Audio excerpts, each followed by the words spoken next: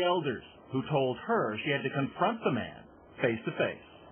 To me, I was 14. I didn't want to be in a room with him. I didn't want to tell him what he did. He knew what he did.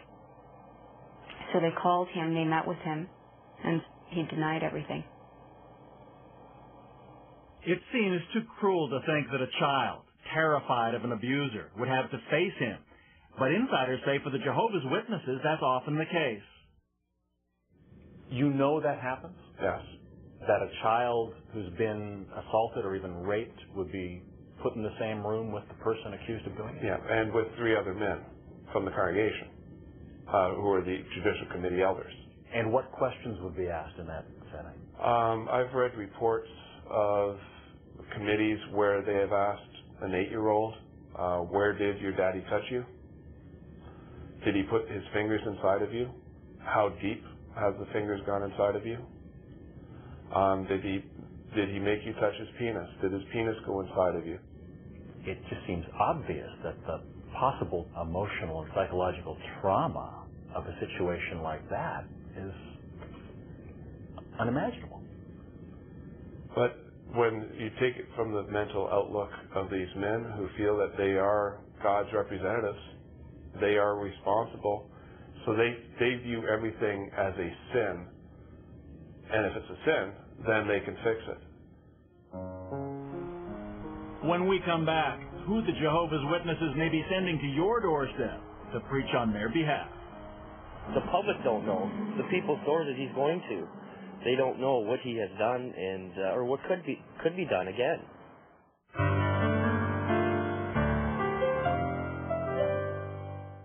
To the Fifth Estate. For 2 years in his early teens, Mike Moss was sexually molested by his Bible teacher in Sault Ste. Marie, Ontario. And for years afterwards, he tried to escape the anguish of the abuse and the failure of the Jehovah's Witness Church to respond. He became a contractor, found a therapist, got married, but nothing, he says, could erase the past.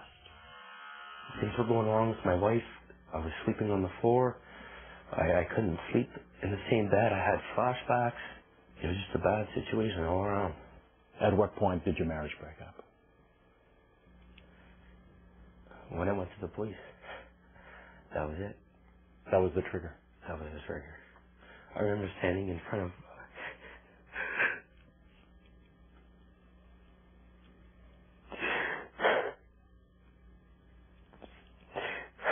I haven't talked about this for a long time.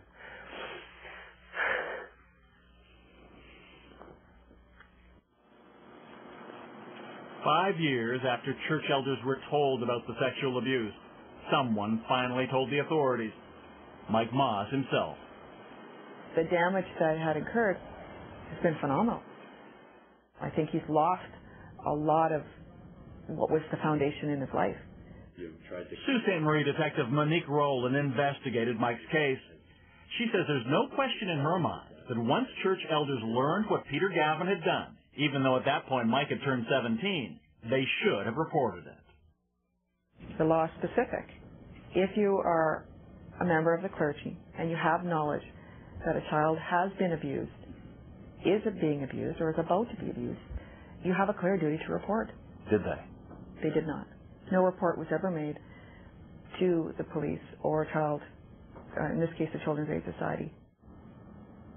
And when Sergeant Rowland wanted to question the elders as part of her investigation, she didn't get many answers from them either. As far as being interviewed as potential witnesses, they refused. They said, we want you to speak to our lawyer. And when you spoke to the Jehovah's Witness lawyer, yes, did he pledge their full cooperation? No. I think his words were, I asked for these gentlemen and I'm advising them not to cooperate with you. But someone from the church had been talking to Peter Gavin. The Jehovah's Witness lawyer informed Sergeant Rowland he anticipated Gavin would plead guilty. And at the Sioux courthouse, that's exactly what happened. The judge sentenced Gavin to 18 months in jail, saying that Mike Moss was leading a real-life nightmare. Even now, a decade after he first turned to them for help, Mike still feels church elders turned their backs on him. I see people here, and it's just too hard to come around here. The memories, and it's even hard being here now from this. Mr. Horner? Hi, my name's Bob McKeown. I'm with the Fifth Estate. We'd very much like to talk to you about Mike Moss. Grant Horner was one of the elders to whom Mike had gone for help. Why, when confronted by Mike in the first place, when his father went to you and told you what was going on with Peter Gavin, no one thought the law would apply and you would have to report that to the child welfare authorities or the police? When I was asked to provide an on-camera interview, I did provide a written statement. Mr. Horner declined to answer our questions on camera, but in writing he did tell us that the elders didn't report to authorities because by the time Mike came to them, he was no longer a child in need of protection. This is something Mike would very much like answered. Do you believe that he is due an apology, which he says he's never received? Well, if the CBC has changed their mind and they'd like to let me know what the interview's about. Well, would very much, sir, would very much. Linda has my number. She can give me a call. Would very much like answers to those two questions: why you didn't go to the authorities, and do you have anything to say to Mike? In writing, Horner also told us that when the facts became clear, Peter Gavin was expelled from the congregation. But in fact, Peter Gavin was only expelled once police got involved, 5 years after he first confessed to church elders. And soon after he got out of jail, Gavin was welcomed back into the congregation. None of that surprises former elder Bill Bowen, now a victim's advocate in the U.S., with strong opinions. The primary goal of the WatchTower Society when it comes to child abuse is to protect themselves legally, to prevent themselves from being sued. The secondary goal is to protect the image of the organization. The third goal is to protect child molesters, and the fourth goal is the child. And because of those outspoken views, Bill Bowen himself was recently expelled from the church he once cherished. I lost my life. I lost everything. People that have known you all your life will not acknowledge that you exist. You could stand 3 feet away from them and they will look the other way. I like the middle one. In Fredericton, New Brunswick, this 32-year-old mother of 3 little girls knows how it feels to be seen as an enemy of the church. Vicki Bohr says she was molested by her father for 3 years, starting when she was 11. But it wasn't until she was 19, plagued by depression, that she decided it was time to tell church elders. The second they told me how they were going to deal with it, and I had to confront my father, and that there had to be these judicial committees, I wanted to die. But at her childhood church in Shelburne, Ontario, she went through the process anyway. The details, the meetings with elders, and though the church denies forcing her to do it, the face-to-face judicial committee with her father. He confessed to at least one incident and remained in the congregation, though he did have some privileges taken away. He was never criminally charged. As for Vicki, the victim, she became a pariah in her own hometown. People in the congregation didn't believe me. People stopped talking to me. And at one point, when it got so bad, I had to leave. They need to keep their congregation clean. They don't care that you're gone. In fact, you're just a blemish. You know, you're that little piece of mold in the bread that will spread to everyone else. So with you gone, everybody else will stay clean. So Vicki Bohr sued, not her dad, but 3 elders, as well as the WatchTower Society of Canada, for $700,000, alleging the church's actions in her case did more harm than good. The trial lasted for 2 weeks in September. The judge is expected to rule on the case any day now. Church spokesman Clive Thomas spoke to reporters at the time. We very much feel for her, but we feel she should, if she's suing anybody, should really sue the abuser and not the church and the people in the church who try to help her. The church says your problems may be far more attributable to your father than to the Jehovah's Witnesses. Why are you suing us? Sure, my father abused me. He did a lot of things. But the church was supposed to be a safe haven for me. It was supposed to be a place for me to go because I had nowhere else to go. You're not allowed to go anywhere else. It's supposed to be safe. It's not supposed to tear you apart. Jehovah's Witness headquarters in Canada would not speak to us on camera, but in a statement to the Fifth Estate, it acknowledged it's experienced what it called a learning curve in the handling of child abuse. And in other materials sent to us, church officials admit elders aren't perfect, and there were cases that should have been reported. But to this former church insider, that explanation doesn't go far enough. If the church says to us, this is being blown out of proportion, a few isolated cases are being made to look like a tidal wave.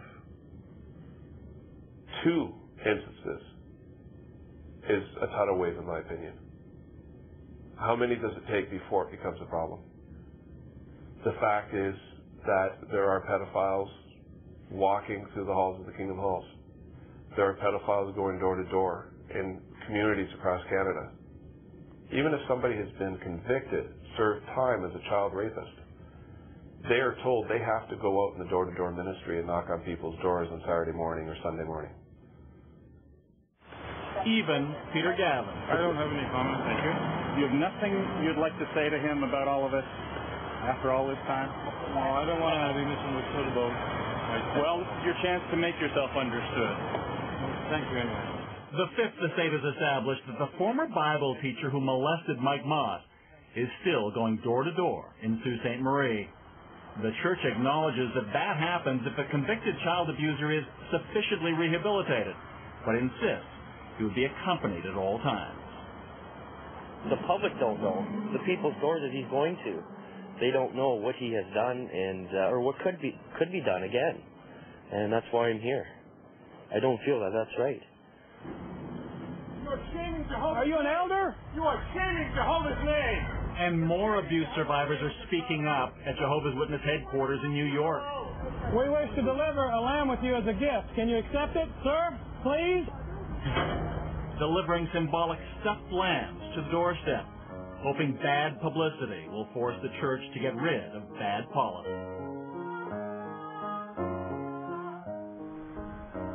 In New Hampshire, Heather Barry and her sister Holly, sexually assaulted for years, are part of an American lawsuit against their abusers and against the Jehovah's Witness organization, hoping to change the church, even if they can never change the past. It's just etched in your soul somewhere, because to me it feels that a part of me has been taken and I won't get that back, and you can always feel that void. I lost everything. I lost my wife. I lost my beliefs, my family. Everything I believed in was shattered.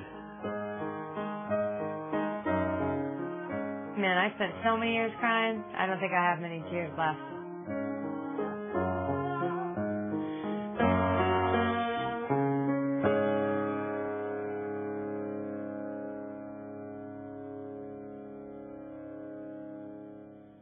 We will, of course, keep an eye on this story and report any developments to you.